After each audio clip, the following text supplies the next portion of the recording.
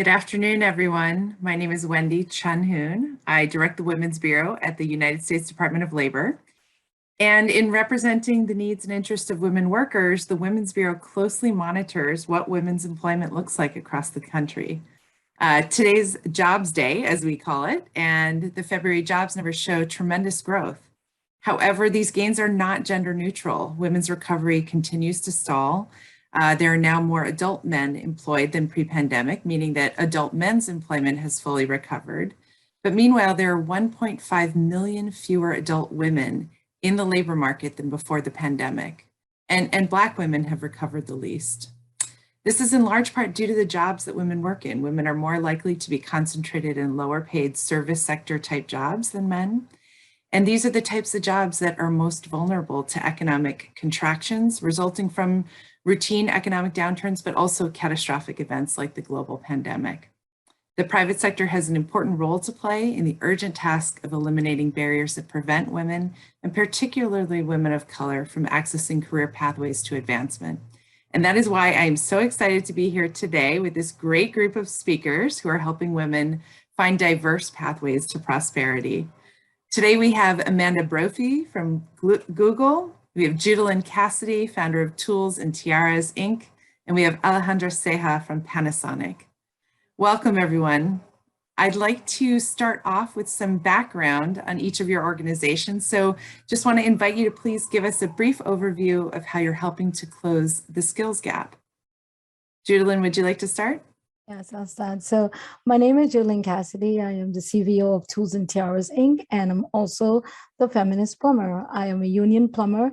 And the way that I am helping is actually introducing girls really, really early at 6 years old to all the possibilities that exist in the amazing, lucrative, I'll say that again, skilled trades. And that's how I'm making my impact.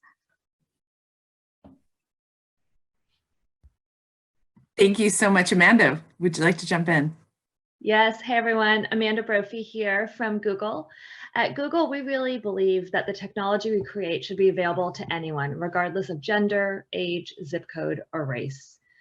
I think about our work at Grow with Google, which is Google's commitment to economic opportunity, where we've helped train more than 8 million Americans around the nation through a network of 8,000 national and local partners, including YWCA, Goodwill, Hiring Our Heroes, Hispanic Federation, and more. One of our major programs that we use to help people have more equity around the workforce is the Google Career Certificates, which helps provide job training to get people into high growth careers in a variety of industries. That's awesome. And Alejandra. Thank you, Wendy. I have the honor to lead the Office of Social Impact and Inclusion at Panasonic. We are a global tech and innovation company.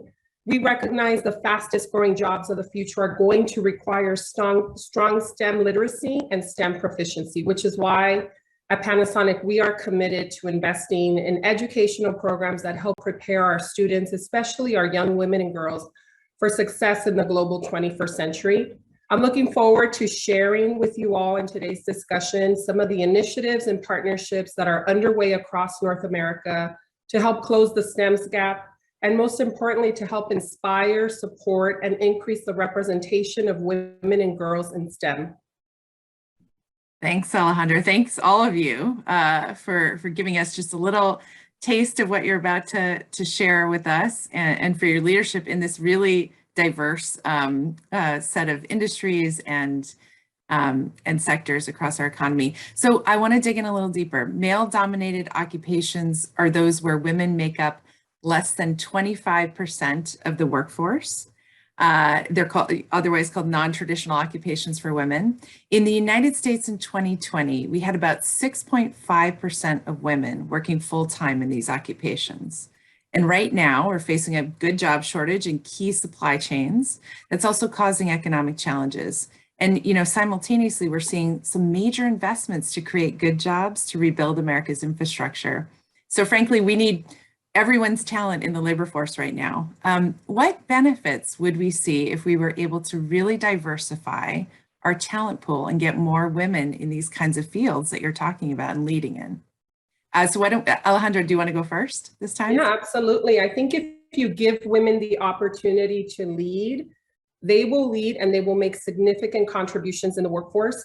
I think we have to do a better job of normalizing the fact that women can lead in these male-dominated occupations, and we have to allow women to own their own narrative. A few years ago, I had the opportunity to do a site visit at one of our manufacturing companies in Mexico, and I had the opportunity to meet the director of the welding program, a female, who is in charge of providing the training to men and women, but it was so normal. And I think we have to be able to highlight the success stories of women who are breaking into this industry, because it will lead to opening the door for other women to follow suit. So, you know, our director of the welding program is leading by example. She's inspiring other women to follow in her footsteps. And I think that's the narrative that we need to normalize and highlight. Yeah, that's great. Judalyn, why don't you take us next? Yeah, I totally believe that the construction industry, we have like 61,000 people. We need to fill these jobs with for the next 3 years. And the construction industry is really a high paying job for women. And what we also have to change is the narrative, because a lot of mothers and communities look down on construction and don't realize that we are part of STEM.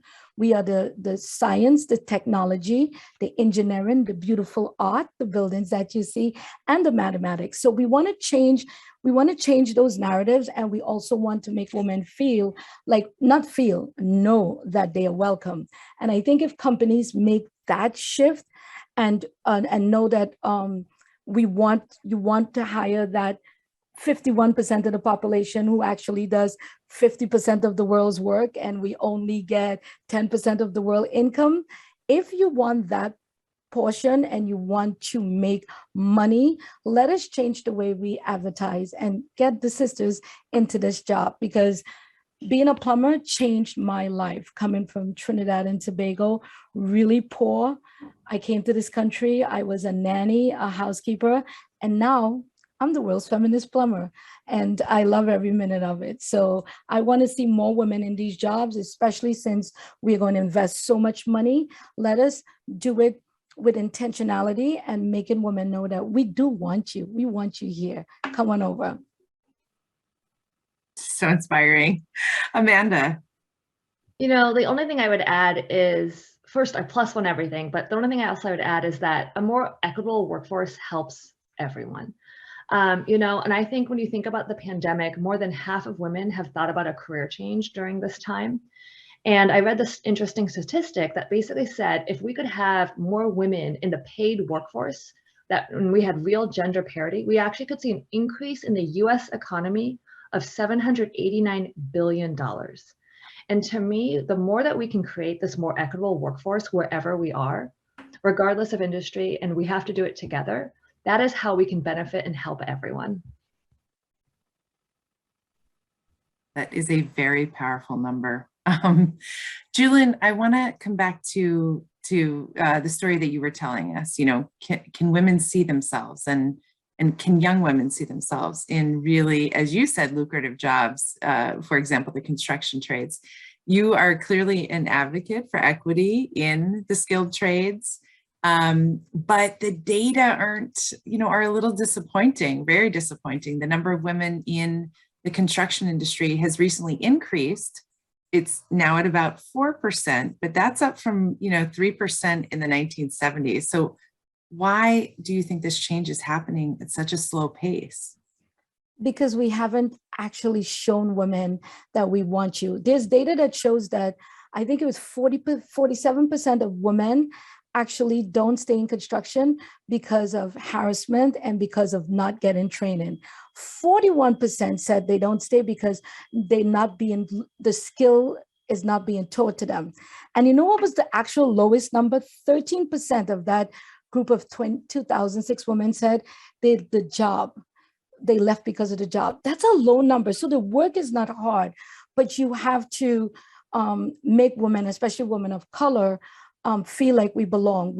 You need to see us in the posters, in the advertisement. We need to be in the schools, and the little girls see a girl like me with Afro, with an accent just like her, and said, I could be a plumber, and I see that with Tools and Tiaras, the work we are doing. We have girls who have come to our welding class and now are pursuing STEM. We have girls that we show them female pilots because it made them fully believe that they can be. Now she's in an aviation school. So I think the change starts with us showing women and girls that we want you here. And I know with Tools and Tiaras, we just did a funding to raise money for our building.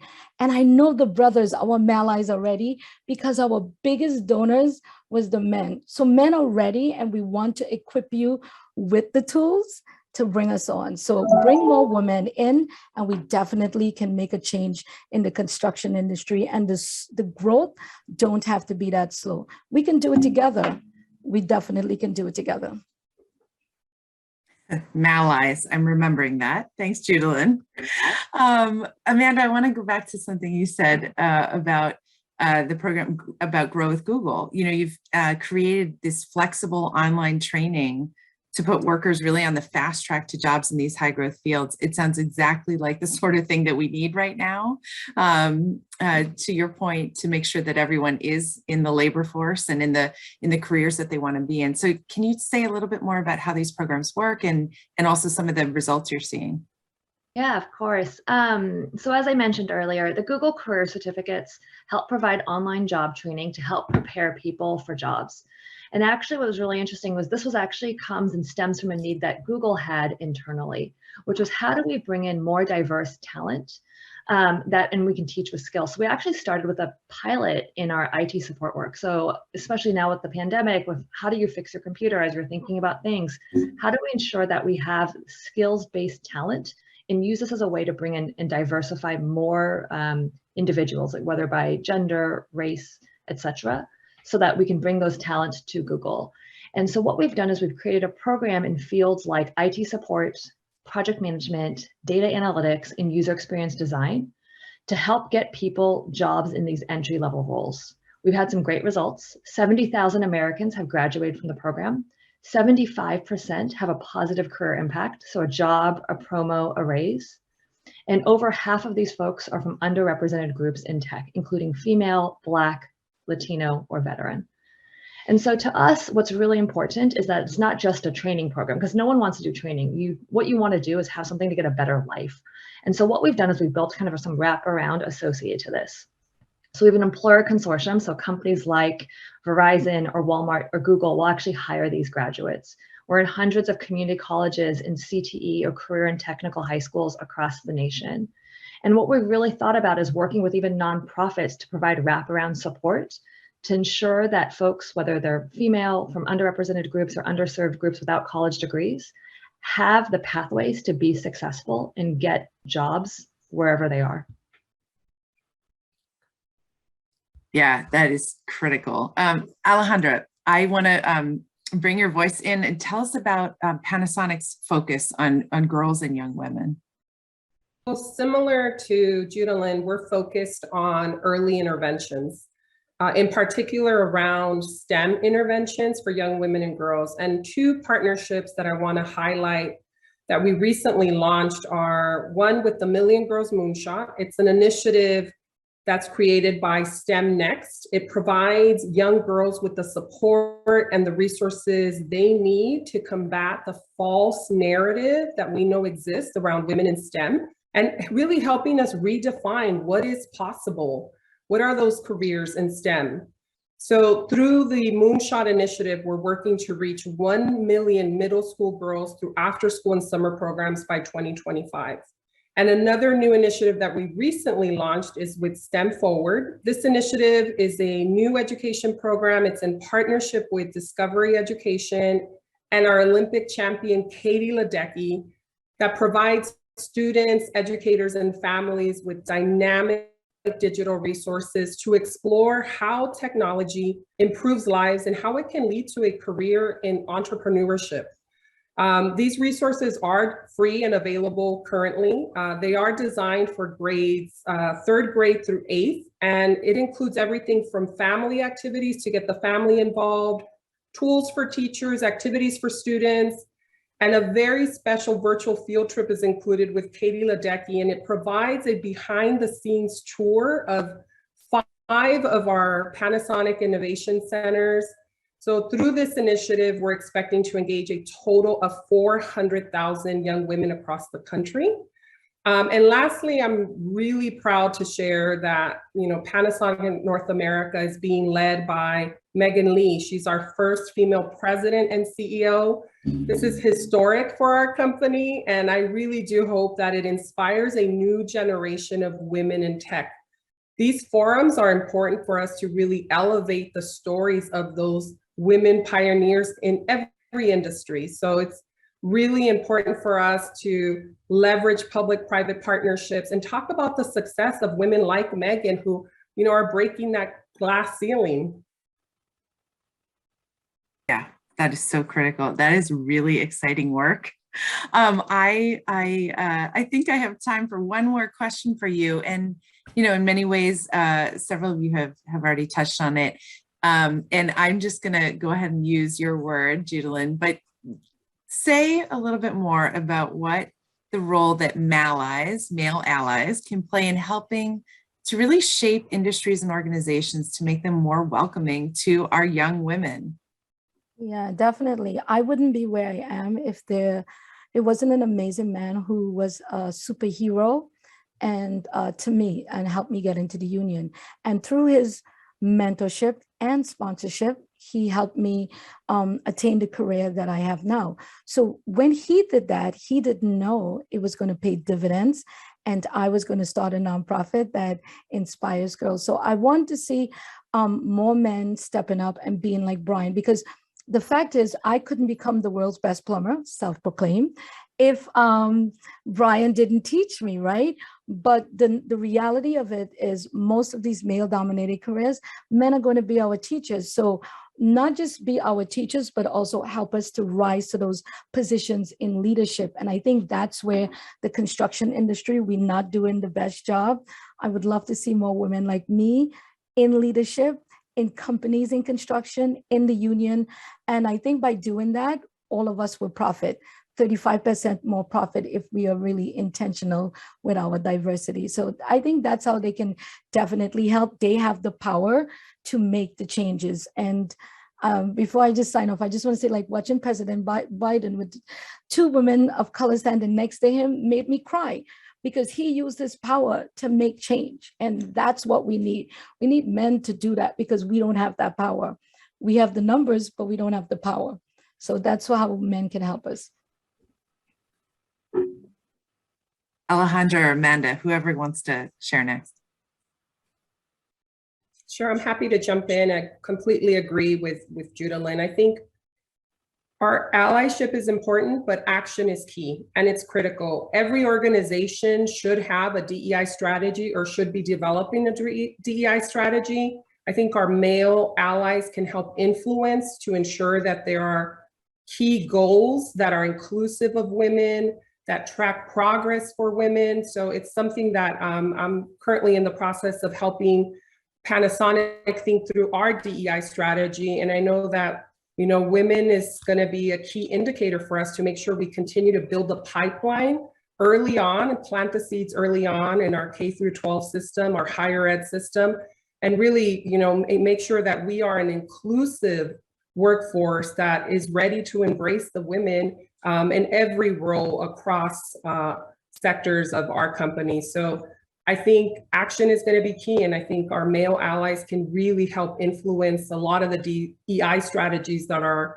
in development or should be in development. The only thing I would add is it's about helping each other. And I think it's women helping women, men helping women, women helping men. In the end, the pie doesn't get smaller, right? It gets bigger. And the only way that we can have that bigger pie is to do it together and to support each other, is to help make people better, to help push others. And I truly believe the way we're going to have a more equitable and inclusive market is to do this together. Yeah, those are such sage words, and each of you bringing them from across your different organizations, your different industries is so powerful. I started by saying that today is Jobs Day, and while we're seeing an incredible recovery, it isn't even. And so, you know, I just want to I want to leave everybody with some of the really, really sound experience and advice that you shared. I am still thinking about that 789 billion bottom line number that you provided us, Amanda, and thinking about some of what the other panels in all of today's programming discussed about, you know, really how do we address what is still a significant gender and racial wage gap, and knowing that part of that is, you know, really focused on where women are working in our economy. Are we getting more women and women of color into some of the higher paying industries? What keeps women in some of the, you know, less well-paid industries? And a lot of that having to do with the need to access affordable childcare and have, you know, supports like paid leave and things like that. And each of you very powerfully spoke about reaching women when they're young girls, and really how we are making sure that young women are seeing themselves in these future careers, that they feel powerful, that they feel like they can step into their power, that they're welcomed, right? And I loved, actually, Alejandra, when you came around to the moonshot and you were talking about reaching 1 million young girls, and it feels so exciting to think about scale at that level in this moment. And really thinking about purpose. So several of you talked about purpose in this moment, just thinking about being really specific about the goals, being specific about our strategies, really foregrounding equity. And Judalyn, you may have, I think you touched upon this, but, you know, thinking about strategies like apprenticeships, that's something that, you know, Department of Labor and this administration is definitely thinking deeply about, so that folks feel supported to get in these pipelines to good jobs, and then feel really supported to stay in them and grow in them as careers, including when they're non-traditional occupations, and women are, you know, by far the minority in some of these industries. And just being real as well about, Judalyn, you said this, the level of harassment that we still face when we are the minority. I would like to just offer each of you, what is your parting advice to us? I hear you, Amanda, and I will say yours again, but then want to get each of you to come back in the conversation, that the pie just keeps getting bigger. Judalyn, would you give us last thoughts here? Yeah, my last thoughts would be, let's harness the power of the past so it could propel us to a better future together. Beautiful. Alejandra, what about you? Well, one, I want to applaud my colleagues and fellow panelists for all that they're doing and for the barriers that they're helping eliminate to make this process easier for the next generation of leaders. But for me, I just think we've got to continue to highlight the stories of women that are breaking through, and we've got to own our narrative. So I would say just there's a woman out there that has made it. Let's elevate her story, and let's continue to push progress forward. Thank you. Amanda. Took my pie one, but I think it was yours. That was yours.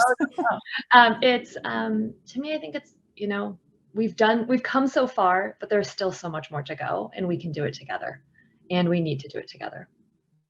Yeah. Thank you so much. It's been incredible to be in this conversation together and to get to know your leadership and each of the work that you're leading, and look forward to staying in touch. This has been an incredible conversation. Thank you all. Thank you. Thank you.